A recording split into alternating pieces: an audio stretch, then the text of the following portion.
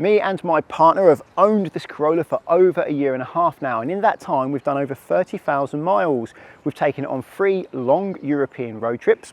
One was as far as Croatia, we've taken it to the south of Italy, and recently, when it was a bit snowy, we took it to Switzerland.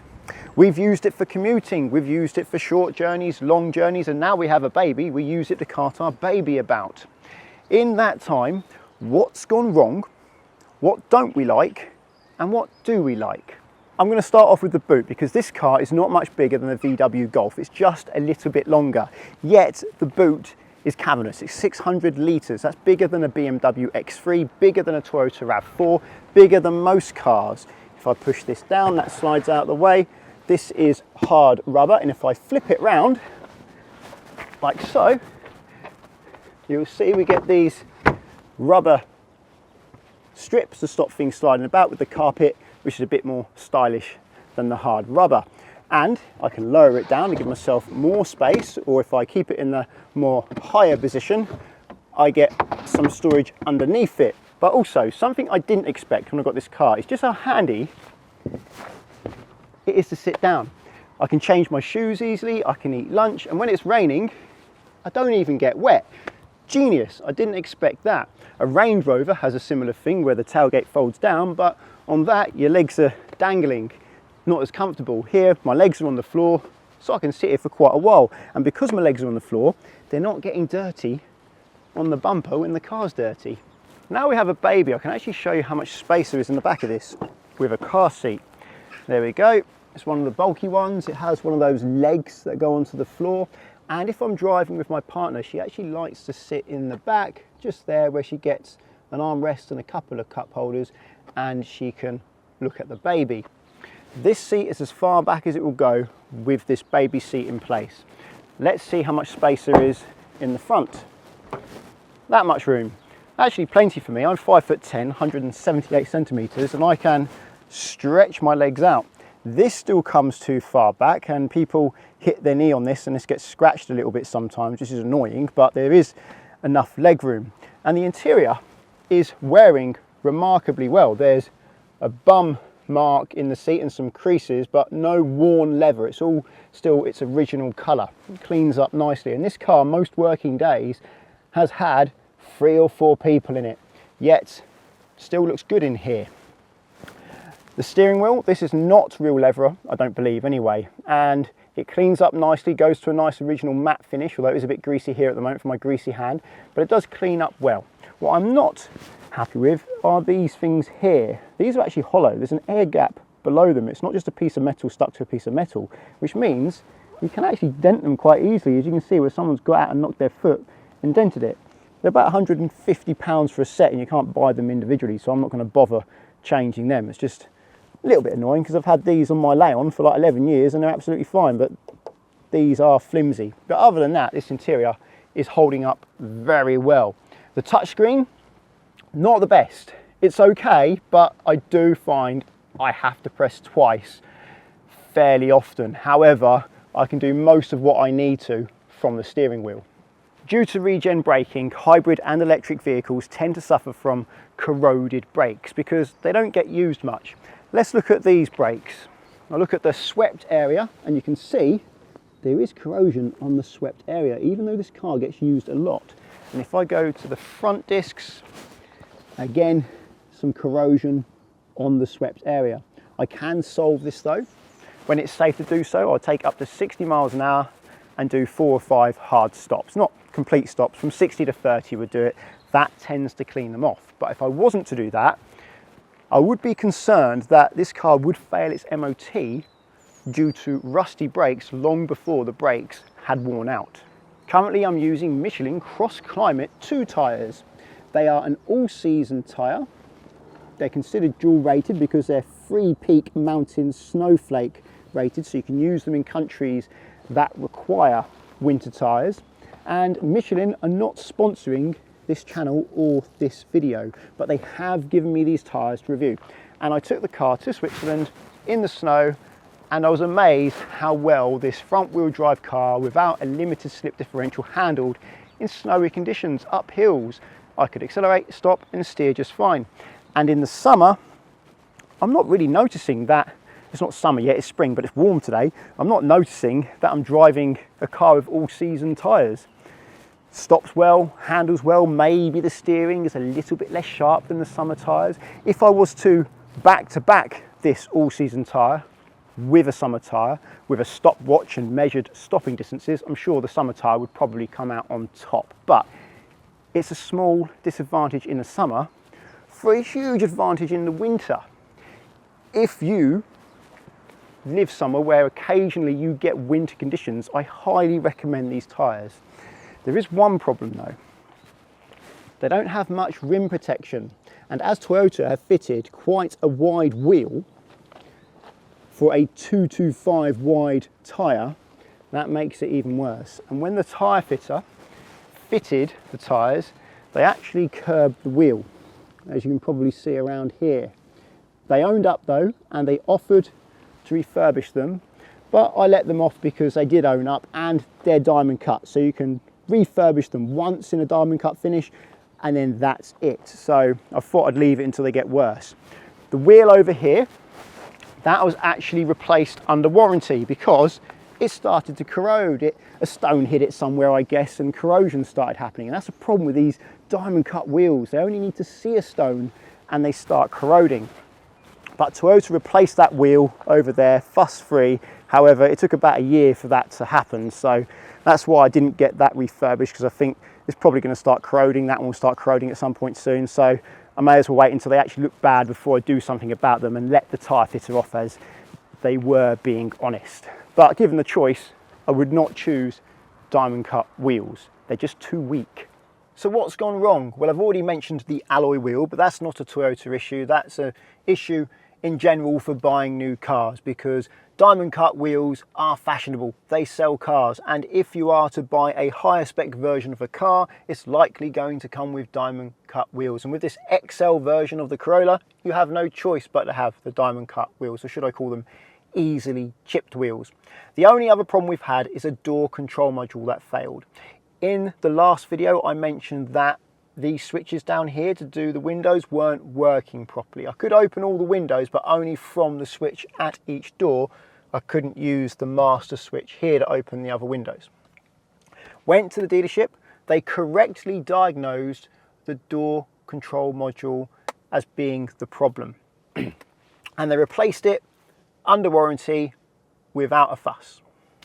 But it wasn't problem free. I was very unhappy with the service from the dealership. When they diagnosed the problem, they gave us the car back and the dashboard had not been assembled properly. I contacted them and we decided when the door module comes in, which was going to be however long, they didn't know at the time, in the end it took several months, they would fit the door control module and put the dash back together properly, which they did. But the ambient lighting was no longer working inside the car. So it went back to the dealership, and it turns out they hadn't plugged something in. When they were disassembling and reassembling, they forgot to plug something in. So they did that, gave us the car back, and again, the dash had not been fitted properly. So went back to the dealership, they fitted the dash properly, but now no air was coming out of the vents for the rear passengers. So went back to the dealership again, and they finally sorted it, and everything's working as it should be, and the dash has been put back together properly. It's frustrating because it's a new car. Ideally, these things are going to work, and when you pay for servicing, it's expensive, and you'd think they do a really good job, but they seem to rush what they're doing. They seem to slap things back together without care, and they rush the servicing as well. When the car is serviced, it goes in with the correct tyre pressures and comes back with the wrong pressures, not to the spec for this car. I don't know where they get their pressures from, but they're very different. Last time it was serviced, there was too much oil in the engine. They filled it above the max, and I had to extract around about 0.4 litres to get it just below the max. Now, you may think that's okay having just a little bit too much oil in the engine, but it's not.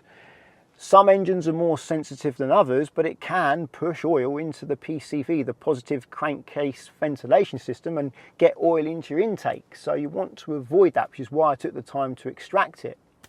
Also, there's a wire that goes in front of the pollen filter and it's secured with a bracket. And that's been snapped off. Now, whether or not that was done by accident when they were changing the pollen filter or on purpose, just because it gets in the way and snapping it off makes it easier for them to change the filter, I'm not sure. When I say it's snapped, the wire isn't snapped, but the bracket holding the wire in place is snapped, so the wire can now move around. Now, Toyota put that wire there secured, well, they secured the wire there for a reason, I'm sure. I did mention it to them and they said they could replace it, but they would have to replace a much larger part of the system under there, the fan system, for that little bit of plastic. It's a small part that's part of a big part, and I've decided not to do it because I just don't want them taking the dash back, so taking it apart and putting it all back together again. So I don't want to go through all of this again. But it is frustrating. You pay a lot for servicing and they don't seem to take their time. And the dealership in Colchester, Steve and Eagle Colchester, they have a monopoly in the area. If I go to Ipswich, the next town along is Steve and Eagle. If I go to Chelmsford, the city in the other direction, is Steve and Eagle. So it's not like I can change which dealership I'm actually going to. The only other issue we've had with the car is a one-off glitch where it drained its 12-volt battery overnight. It went down to 8 volts and the car wouldn't start. Initially I thought, what have we left on? I checked the lights, the interior lights, to see if anything was running overnight which would have drained the battery, and I couldn't find anything. But I remembered that we had received a letter not long before this happened saying that the car was going to do an over-the-air update.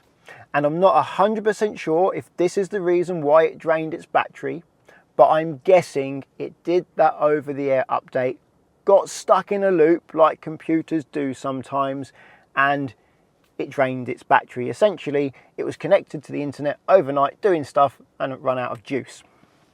Not 100% sure if that is what happened, but that's the only explanation I can come up with. It happened a long time ago now and it hasn't happened since. So what don't we like about the car? Well, there's not a lot. My partner, Gosha, she complains that the reverse camera gets dirty too quickly, and that her colleague has a Mercedes and the camera hides itself away so that it doesn't get dirty. And I agree, that's a fantastic feature. Many more cars should have that. So I've gotten into the habit of licking my finger and wiping the camera whenever I walk around the back of the car. How healthy of a habit that is, I don't know, but I've noticed my partner has also started to do it. For me, my main gripe is the fact it stops me from reversing when I want to sometimes. If there's someone walking behind, it will go beep, beep, beep, beep, beep, and do an emergency stop and stop me, even though I'm doing 2 miles an hour and the person is clearly far enough back that I can go back more to help myself reverse out of a space. That's sometimes how I can get out of a space. If there's people hovering around at the back of the car, I can put it in reverse and go back slowly to try and, wake them up and get them to move out the way. But this car doesn't let me get anywhere near them, just stops me. Find it frustrating. It makes it look like I don't know what I'm doing because the car suddenly stops. I didn't do that, the car did it, and there was no need for it. The wipers, like most cars, the auto wipers don't work as well as they should. I think these are a bit worse than most though. They're too slow. It starts raining and I end up putting them on myself, so they're not really auto, because I end up putting them on, turn them off myself anyway, because they're also too slow to go off. When it stops raining, they're still wiping for too long. And another problem with this car, it's not a huge problem. None of these problems are huge problems, by the way. I mean, the reversing one where it stops me, that doesn't happen very often. But when it does, it is frustrating. So these seats have these big bits here. Now these seats are comfortable, they look nice, but these big bits, if you're sitting in the back, it's hard for you to see out the front window, which is less comfortable for passengers in the back. And the seat belt, when you put it on, here, this bit, the lap bit, goes over the handle to adjust the backrest. It is possible, I can still adjust it, but it's very hard to adjust the backrest with your seatbelt on. So if you want to do that on the move, it just makes it a bit more tricky. On the subject of windscreen wipers, when I replaced the wiper blades, I went to Toyota, the dealership, to get the genuine part. Looked the same, come in a genuine box, but they are not the same. You can feel they are lighter. The plastic seems cheaper. The hinge mechanism where it connects, that seems of lower quality also. And the rubber is fixed. On the original blades, you can actually just remove the rubbers and replace those, but you couldn't do that on the replacement genuine blades. I did try to get just the replacement rubbers, but I couldn't from Toyota. I did ask. So I thought I'd give them a go. I gave the new blades a go, even though they looked of lower quality. And although I could see where I was going, they were lifting at the edges. They weren't contacting the windscreen at the edges when I was driving at speed. Fortunately, I'd kept the original blades because I was thinking I might need them because I didn't trust the new ones. I went online and found some replacement rubbers. Not genuine, and they only cost £5. What do I have to lose? So, well, £5. I paid the £5, fitted the new rubbers to the original blades, and they work fantastically. And that was several months ago, and they're still working great today. So I'm very pleased about that. When I'm doing a long-term review on a car, I tend to make notes because I'm not going to remember all the problems and everything that has happened. So I end up coming up with quite a few problems, but it's thorough. I tend not to miss many things. Here are the rest of the things on my list. The horn, it's not loud enough. I can barely hear it myself at motorway speeds. I'm not convinced a lorry driver would hear me if I was to use the horn. However, you can upgrade it. It's not expensive and it's easy. Lots of owners do. The heater is not powerful. It's powerful enough that even when it's well below zero outside, I've been in the Alps in winter, yet it's still been warm in here. So it's powerful enough, even though it's really cold outside, it keeps the interior warm, but it's not powerful enough to give you that hot air blast that sometimes I like from a car when I'm feeling cold. My MX-5 does that really well. The dipstick is hard to read. The tube for the dipstick is bent, and as a result, when you pull the dipstick out, oil goes all over the tube. When you push the dipstick back in, oil goes all over the stick, even after you've wiped it. You can get an accurate reading, but it's not that easy to see. The automatic volume for the stereo doesn't seem to work. When you go faster, it's supposed to get louder, and you can adjust how much it does that by. I have it on maximum, so it should get significantly louder when I go faster, but it doesn't seem to work. I don't seem to notice any difference in the volume of the stereo when I go faster. So when I go faster and you get more road noise, I have to turn it up myself, and when I slow back down, I have to turn it down myself. In my Leon, it has a similar system, but it actually works in that car and it works well. In this one, I just think it's not working. And the car came with 2 paint defects. There was a drop of paint on the bonnet, and the boot, which is made of plastic, the boot on this car, the edge of the boot, just a small little bit, was missing some paint. There is one more issue. I missed it off. It was further down on the list, and that is lane trace assist. Although the system works brilliantly and takes away a lot of the monotony of driving on motorways, it does have an issue on straights. If I'm holding the wheel on a straight, it keeps telling me to hold the wheel even though I am.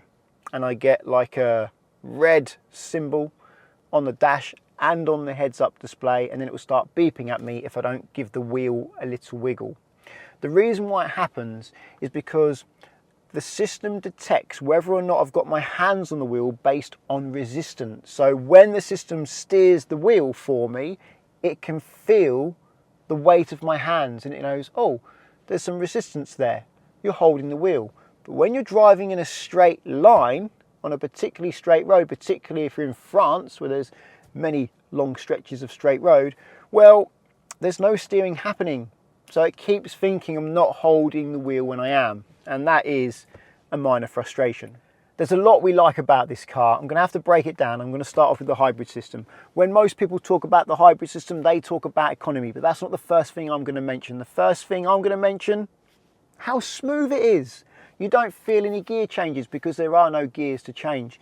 You don't feel a clutch because there's no clutch engaging or disengaging, and there's no torque converter that may lock up. On the steepest of hill starts, effortlessly starts rolling forwards, and it's really responsive.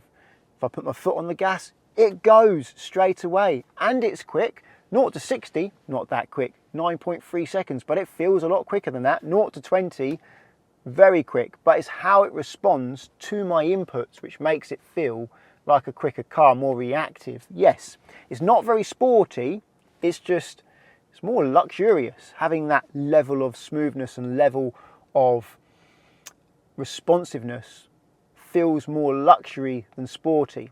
And it's not sporty because if you try to drive it in a sporty fashion, the engine does rev, and you can hear it, it gets a bit louder, constant if you're trying to accelerate quickly. That's not where this engine or this system shines. It's also very economical. We've averaged 55 miles per gallon-ish over the ownership of this car so far. And around town, it can get as much as 80 miles a gallon.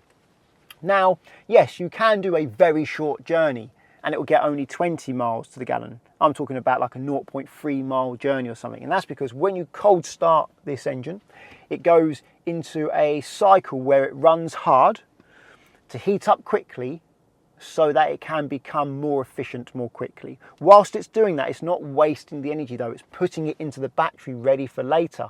And that's when you'll see your fuel economy shoot up. If you turn the engine off before you use that battery, yes, that journey, that very short journey will show like 20 miles per gallon, but that battery is still there, ready for next time. Also, it's quick enough. Top speed, I've seen 190 several times, kilometers per hour, not miles per hour. This is in Germany, that's why I'm in kilometers, when in Germany I'm not using miles per hour, which is about 118 miles an hour. Apparently it's limited to 113 miles an hour, but it does go to 118 miles an hour and stops there. It's quite quick to 100, doesn't take long to get to 100 miles an hour. After then it is a bit slow, but that's plenty fast enough. And after doing those fast Autobahn journeys, I've still got like 40 miles to the gallon. So I'm going quick and making really good progress, but still being really quite economical. Something else I really like about this hybrid system is the ability to preheat and pre-cool the cabin via my smartphone. This is handy in the winter because I can get rid of the ice on the windows, and it's handy in the summer because then I don't need to get into a hot box of a car. But also it's handy if I ever need to wait in the car. Maybe I'm in a queue, maybe I'm just eating lunch, or maybe I'm making a video. The engine doesn't need to be on, yet the hybrid system can maintain this temperature. At the moment the engine is off and it's maintaining 20 degrees Celsius, and it's been off for a long time. It will need a kick in every so often to charge the battery or to heat the cabin if you're trying to heat it, because the heat does actually come from the engine. How often it needs to kick in will depend on how extreme the temperature is outside. But it does work well. Works better in the summer, it works better at cooling than it does at heating. When it's needing to heat, it does seem to need to have the engine on more often than when it's trying to cool. As for technology, it has digital dials which you can customize. I actually find these better than analog dials because I can get more information, or I can select the information that's important for me. I can't get the tyre pressures to stay up though. If I customize it to have the tyre pressures, next time I turn the engine off and turn it back on again, tyre pressures aren't there anymore and I have to bring them up again. And also I have two speedos. I have an analog speedo and a digital speedo. I'd rather have just a digital speedo and a rev counter. I can have a rev counter, but that would be in place of the econometer. And I quite like having that because I like to see how much regen braking I'm getting. I also have a heads-up display, which is clear, and I have buttons. The buttons on this steering wheel are intuitive. There's like a circle with a button in the middle and two buttons either side with a raised bit. Why does that matter? Well, it's easy to find my way around. I can actually feel it. I can feel the circle, I can feel the bit in the middle, I feel these raised bits. I don't have to take my eye off the wheel to know which button I'm pressing, and therefore I can control the stereo and the cruise control whilst keeping my eyes on the road. And I have buttons for the climate control and knobs and heated seats, which are basic buttons, easy to use. The fact this is an estate car and not an SUV means the roof is more accessible, and I can easily put a couple of bikes up there. I could probably put 4, though I've not tried, or whatever else you put on a roof, like a roof box. And driving in town is incredibly relaxing. Doesn't matter if I'm driving in town, in the country, or on the motorway, driving this car is nice and chilled. And at the moment, I'm not even doing this stop-start traffic. I'm just giving it permission to move, and it follows the car in front. It's even doing the steering at the moment. I have to pay attention, of course, and I have to take control. For example, now I've got some traffic lights. I'm going to turn the system off and make sure I leave the traffic lights clear so that I don't block them. But it takes away the monotony of having to do all the throttle inputs, brake inputs and steering inputs, and I only need to take action as and when I need to, like now. Now I'm just about to join a 70-mile-an-hour dual carriageway, and if there's no one in front of me, I'm doing 30. Gets to 30 very quick, but if I put my foot down now, it feels fairly responsive. There's 55 already. Don't need it to be quicker than that. This is just the 1.8. You can get the 2 litre, which has more power. And joining, and I can press the button, set the cruise, 70 miles an hour, steering on, and now it's following the car at a safe distance. I can control via this button the distance from the car. Bear in mind, the car, or should I say the truck in front, looks incredibly far away because of the wide angle lens of the camera. It's not as far as that. Just matching the speed of the vehicle in front and staying in lane. I could let go of the steering wheel to show you that it's doing the steering for me, but I'm not allowed to do that, so I can't do that. But I still need to obviously look to see when it's safe to change lane. You may not see me looking via the camera because I don't have to move my head like this and like this to see in the mirrors. I'm very much aware I can move my eyes, and yeah, it looks a bit busy at the moment, so I'm waiting here. So I need to do the lane changes, I need to take action and make decisions, but for the boring stuff, just maintaining a good position and a good distance from the car in front, it's doing it for me, and that makes this car so relaxing on long motorway journeys. Driving it down to Amalfi in Italy, it's a long way, but it was a breeze. It really does reduce fatigue. These systems reduce fatigue. You mustn't let them distract you though. They're not a replacement for driving. They are an assistant. And it's quite busy at the moment, so it looks like I'm going to be stuck in this lane for a little while. But because I've got these systems, I don't mind as much, because I'm relaxed. I'll be listening to a podcast or some music. Oh, here comes an opportunity. Actually, they're going a bit quick. I'll let them go first. There we go. After this Duke signal, it accelerates for me and then follows the car in this lane. It doesn't undertake. It will undertake once you're below 56 miles an hour, but above 56 miles an hour, it doesn't undertake unless you press the gas, and then it will do if you ask it to. And you can turn that system on or off if you wish. You can do that via the dashboard. See, I'm doing these deliberate mirror checks because when I'm making my learner videos, I'm trying to show you that I'm checking the mirrors, but really, if I check my mirrors, this is how it looks on camera. There you go, just check my centre left mirror, and again, you probably can't see that on camera, but I'm doing it. Centre and right mirror, barely need to move my head at all, when the image stabilisation system of the camera probably gets rid of this little head movement that I'm doing to check my mirrors anyway. But yes, I am aware of my surroundings, don't worry. I've heard a lot of complaints about the Corolla being noisy at motorway speeds. Now this is a noisy road. It doesn't matter what car you drive down this road, it's pretty loud. In fact, I would like to test a car that isn't loud on this road. I've not found it to be particularly noisy. I find it about average, maybe a little bit louder than a Golf, but similar. And I think that's because Toyota put extra sound insulation on the higher spec variants of the Corolla. I don't know this for sure, but I have my suspicions. And the reason why I think that is because if you look underneath the bonnet of this XL model, the top spec model, you can see sound insulation under the bonnet. Whereas when you look under the bonnet of some of the lower spec models, they don't have sound insulation. I'm not sure which models get it and which don't, but I have noticed a difference.